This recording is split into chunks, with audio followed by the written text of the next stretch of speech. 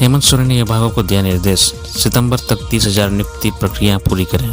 मुख्यमंत्री हेमंत सोरेन ने मंगलवार को विभिन्न विभागों में चल रही नियुक्ति प्रक्रिया की समीक्षा की। इस दौरान उन्होंने अधिकारियों को सितंबर के अंत तक विभिन्न विभागों में लगभग 30,000 रिक्त पदों पर नियुक्ति प्रक्रिया पूरा करने का लक्ष्य दिया। उन्होंने कहा कि सरकारी कार्यालय में मानव संसाधन की कमी से सरकार द्वारा जनहित में संचालित योजनाओं पर भी प्रतिकूल प्रभाव पड़ता है, इसलिए सभी नियुक्तियां निर्धारित समय के अंदर पूरी हो ताकि ऐसी समस्या न आए। सीएम ने अधिकारियों को 5,000 पुलिसकर्मियों और 583 उत्पाद सिपाही नियुक्ति प्रक्रियाओं में भी तेजी लाने के लिए कहा है।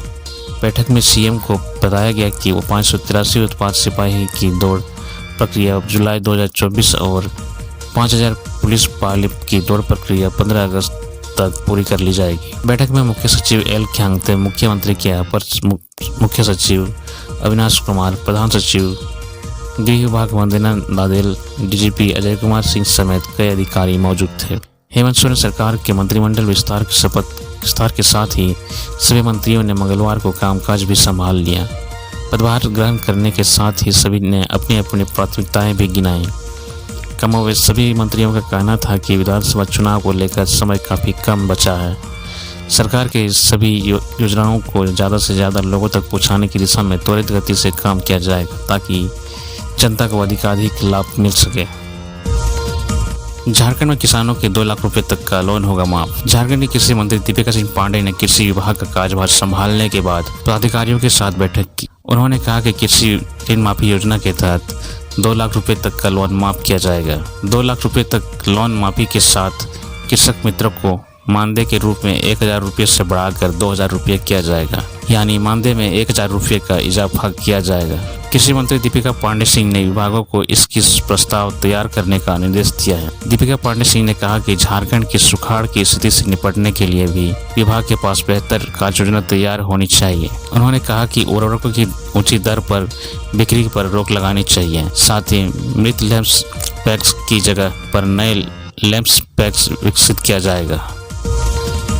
ईडी के सुप्रीम कोर्ट जाने पर भड़की जेएमएम। झारखंड मुक्ति मोर्चा ने आरोप लगाया है कि भारतीय जनता पार्टी मुख्यमंत्री हेमंत सोरेन की लोकप्रियता से भयभीत है, इसलिए वह उनके खिलाफ एक और षड्यंत्र रच रही है। झामुमो की यह प्रतिक्रिया प्रवर्तन निदेशालय द्वारा प्रकृत भूमि घोटाले से जुड़े मनी लॉन्ड्रिंग केस में हेमंत सोरेन को जमानत देने की झारखंड हाईकोर्ट के आदेश की चुनौती देने के बाद आई है। झामुमो प्रवक्ता मनोज पांडे ने कहा कि उच्च न्यायालय ने पाया कि सोरेन के खिलाफ कोई ठोस सबूत नहीं है।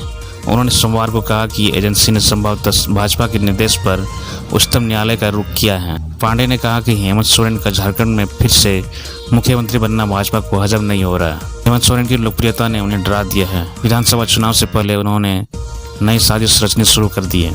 हेमंत सोरेन को 28 जून हाईकोर्ट से जमानत मिलने के बाद जेल से रिहा कर दिया गया था। उन्हें 4 जुलाई को मुख्यमंत्री चुना गया और सोमवार 5 जुलाई को उन्होंने विधानसभा में विश्वास मत हासिल किया।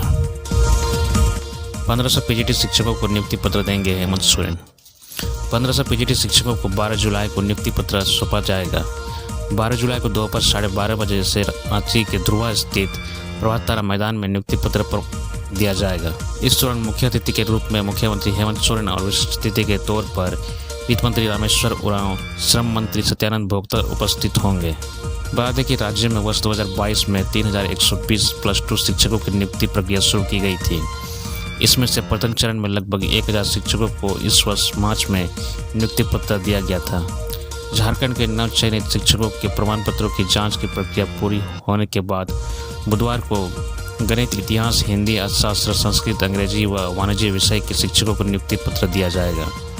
बता दें कि नई सरकार बनने के बाद यह पहली बार होगा जब नियुक्ति पत्र सौंपा जाएगा। इस परीक्षा को लेकर कई सवाल भी उठाए जा रहे हैं। राजभवन के पास पिछले 25 दिन से धरना प्रदर्शन कर रहे हैं। अभ्यर्थियों का आरोप है कि इस परीक्षा में धांधली हुई थी, इसलिए परीक्षा की सीबीआई जांच की मांग भी उठ रही है। बता दें कि नियुक्ति पत्र वितरण का यह कार्यक्रम 3 जुलाई को निश्चित था, लेकिन हेमंत सोरेन के जेल से रिहा होने के बाद झारखंड में राजनीतिक घटनाक्रम तेजी से बदलने के कारण अचानक गठबंधन सरकार के विधायक दल की बैठक बुलाई गई। इसकी वजह से चंपई सोरेन ने अपने सारे कार्यक्रम रद्द कर दिए थे। 3 जुलाई को ही चंपई सोरेन ने अपने पद से इस्तीफा दे दिया था। इस वजह से शिक्षकों के बीच नियुक्ति पत्र का वितरण कार्यक्रम नहीं हो पाया था। इंस्पायर अवार्ड के लिए 15 सितंबर तक होगा ऑनलाइन रजिस्ट्रेशन। पलामू के जिला शिक्षा पदाधिकारी सह इंस्पायर अवार्ड के जिला नोडल पदाधिकारी दुर्गानंद झा इंस्पायर अवार्ड 2024-25 के लिए वर्ग 6 से 10वीं तक में अध्ययनरत छात्र छात्राओं को 15 सितंबर तक रजिस्ट्रेशन करा लेने का निर्देश दिया है। जिला शिक्षा पदाधिकारी की अध्यक्षता में मंगलवार को मुख्यमंत्री उत्कृष्ट विद्यालय में BO BPO संबंधित प्रखंडों के नोडल के साथ बैठक की। बैठक का संचालन सहायक नोडल पदाधिकारी डॉक्टर राजीव सिंह ने किया। जिला शिक्षा पदाधिकारी ने कहा कि प्रत्येक स्कूल यानी UDAS से 5-5 बच्चों का रजिस्ट्रेशन किया जाना है। इस अवार्ड में JEC, ICSE और CBSE बोर्ड के छात्र छात्राएं शामिल हो सकते हैं। बीजेपी प्रवक्ता प्रतुल सहदेव ने कहा, हेमंत सरकार बांग्लादेशी घुसपैठियों को राजनीतिक संरक्षण दे रही है। प्रतुल सहदेव ने राज्य सरकार को बांग्लादेशी घुसपैठियों का संरक्षक बताया। प्रतुल ने कहा कि बांग्लादेशी सीमा से बड़े पैमाने पर जो घुसपैठिए भीतर घुस आए हैं उनको सरकार संरक्षण दे रही है, उनसे राजनीतिक घुसपैठ भी करा रही है। बीजेपी प्रवक्ता प्रतुल सहदेव ने कहा कि ऐसे दर्जनों मामले हैं जिसमें भोली भाली आदिवासी लड़कियों को प्रेम जाल में फंसाकर ये बांग्लादेशी विवाह करके स्थानीय निकाय पर काबिज हो गए हैं।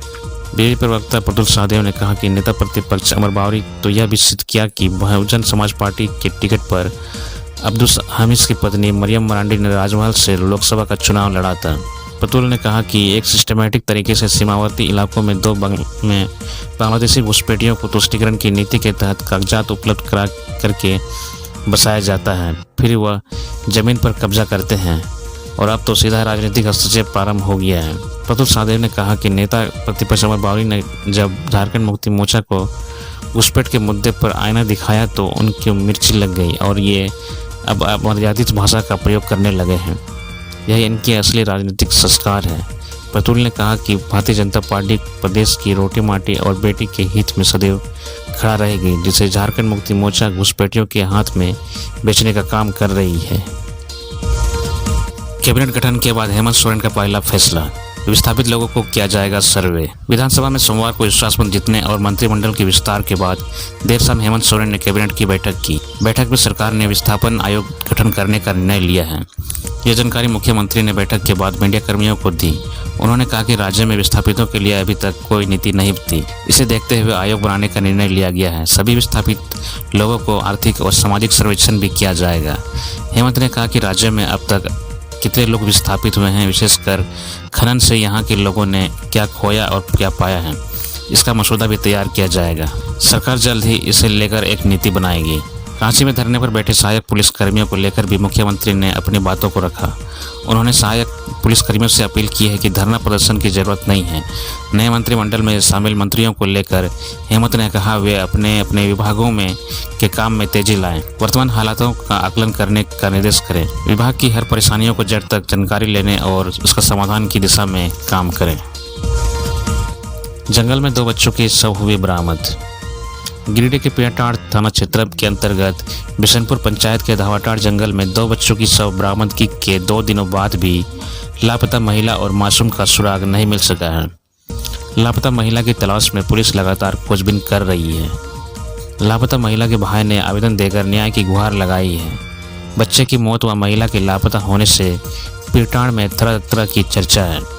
बताया जाता है कि शनिवार देर शाम ग्रामीणों की सूचना पर पियाटाड़ पुलिस ने बिशनपुर पंचायत के धावाटाड़ जंगल से नाबालिग सहोदर भाई बहन का शव बरामद किया था। घटना के बाद से मृत बच्चे की माता सोनामुनी देवी अपने 10 माह के दूधमुहे बच्चे के साथ लापता है। पियाटाड़ पुलिस ने रविवार को दोनों बच्चों के शव को पोस्टमार्टम कराकर अंतिम संस्कार के लिए परिजनों को सौंप दिया था, पर घटना के 2 दिन बीत जाने के बाद भी लापता महिला का कोई सुराग नहीं मिल पाया है। मासूम बच्चे की मौत व सोनामुनी की लापता होने से महिला का नेहर पक्ष आहत है। लापता महिला के भाई बदरो निवासी महावीर हांसदा पिता स्वर्गीय निर्मल हांसदा ने 3 पन्ने के आवेदन के माध्यम से न्याय की गुहार लगाई है। भाई ने आवेदन के माध्यम से कहा है कि छोटे छोटे बच्चे की मौत व बहन की लापता होने से आहत हूँ। आवेदन के जरिए अवगत कराया गया है कि पति पत्नी के बीच हमेशा विवाद होते रहता था। कई बार समझाने बुझाने की भी प्रयास किया गया, लेकिन भाई ने आशंका जताई है कि शराब अथवा नशा के कारण पति पत्नी के बीच उत्पन्न विवाद घटना का कारण हो सकता है। महिला के भाई ने आवेदन के माध्यम से घटना की निष्पक्ष जांच व दोषी के विरुद्ध कार्रवाई की मांग की है। इस बाबत पियाटाड़ थाना प्रभारी गौतम कुमार ने बताया कि लापता महिला की खोजबीन की जा रही है। बासुकीनाथ श्रावणी मेला क्षेत्र में चलाया गया अतिक्रमण हटाओ अभियान। दुमका उपायुक्त के निर्देश पर मंगलवार को राजकीय श्रावणी मेला के आयोजन से पूर्व बासुकीनाथ श्रावणी मेला क्षेत्र में अतिक्रमण हटाओ मुक्त अभियान चलाया गया। मेला परिसर में किए गए अतिक्रमण को हटाए जाने को लेकर प्रशासन की टीम ने कांवड़ियों को कोई परेशानी न हो इसके लिए मंगलवार को बुलडोजर भी चलाया गया। अतिक्रमण को लेकर चले प्रशासन के डंडा की लोगों ने प्रशंसा भी की। इस क्रम में मौके पर मौजूद पदाधिकारियों ने दुकानदारों को सख्त हिदायत भी दिया है कि वे अपनी दुकानों का सामान अनावश्यक रूप से बाहर न निकालें। हर हाल में कांवड़ियों की सुविधा का ध्यान रखा जाना चाहिए। गौरतलब है कि आगामी 22 जुलाई से राजकीय श्रावणी मेला का आयोजन किया जा रहा है। बासुकीनाथ धाम में राजकीय श्रावणी मेले के अवसर पर श्रद्धालुओं की भारी भीड़ उमड़ती है, जिसको लेकर जिला प्रशासन श्रद्धालुओं की सुविधा के लिए बुनियादी सुविधाओं पर कार्य कर रही है। श्रद्धालुओं को किसी तरह की कोई परेशानी न हो इसको लेकर मंगलवार को बासुकीनाथ मंदिर क्षेत्र और इसके आसपास नगर पंचायत क्षेत्र में अतिक्रमण हटाओ अभियान चलाया गया। इस अभियान में शामिल नगर पंचायत बासुकीनाथ के प्रशासक अजमल हुसैन ने बताया कि हर साल की भांति इस साल भी उपायुक्त के आदेशानुसार अतिक्रमण हटाओ अभियान चलाया गया। इस दौरान मंदिर के आसपास नाली के ऊपर लगे दुकान या सड़क पर फुटपाथ दुकानदारों को सड़कों से हटाया गया। मौके पर सिटी मैनेजर कुमारी प्रियंका, शैलेश कुमार, पिंटू कुमार, कुंदन पुत्रलेख